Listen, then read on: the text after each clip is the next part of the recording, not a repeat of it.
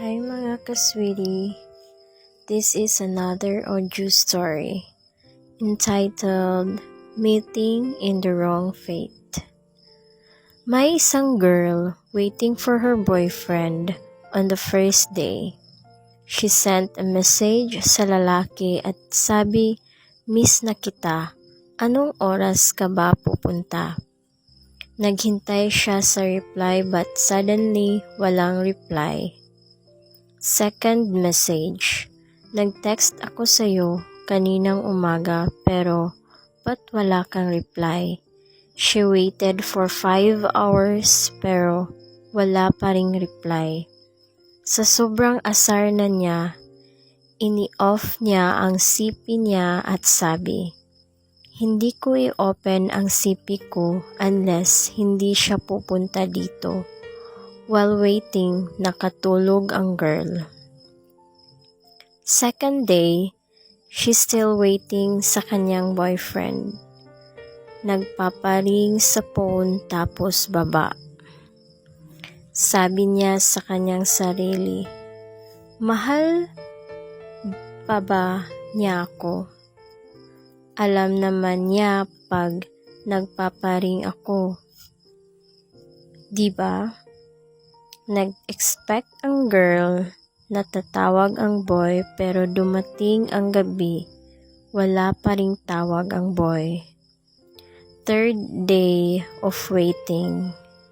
Naghintay ulit siya. While waiting, nag-rings ang cellphone na ng girl tapos dali-dali niya tong sinagot at may sumagot ng, "Hello? Han, I love you very much." Biglang busy at na-off bigla ang CP niya. After a few minutes, may kumatok. Dali-dali siyang tumakbo sa pinto tapos bukas.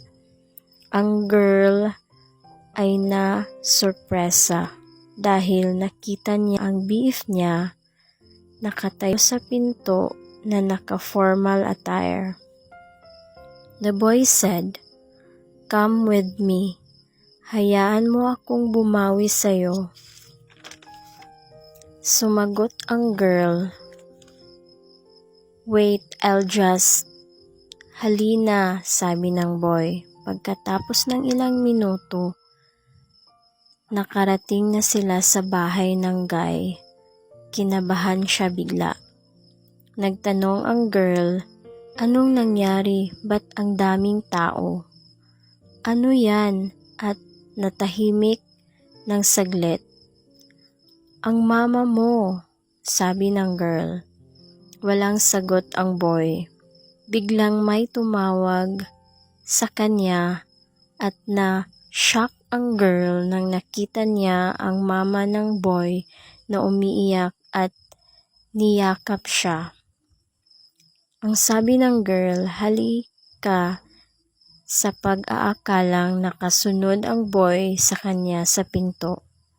Nang biglang may nakita siyang lalaking patay sa tapat niya at lumingon siya sa boy pero wala na ito.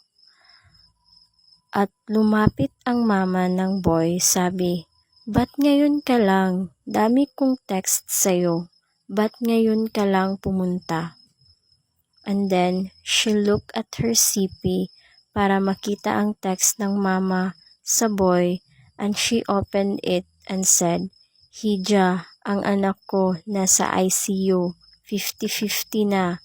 Pumunta ka dito sa hospital, kailangan ka niya ngayon dahil sa comatose siya.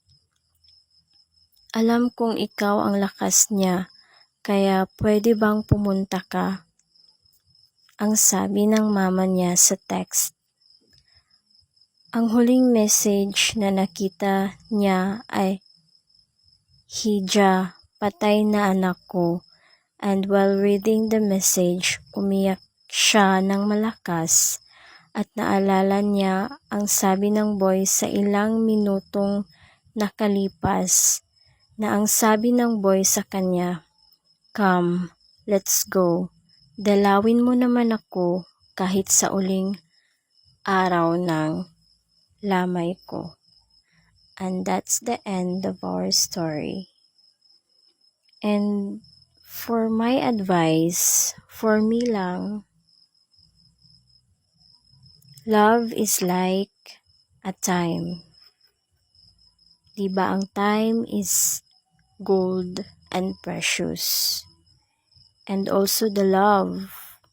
Love is like precious.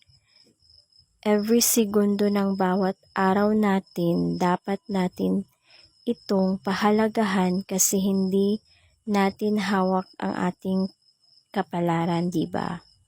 Kaya pag may mahal tayo, dapat always iparamdam natin na mahal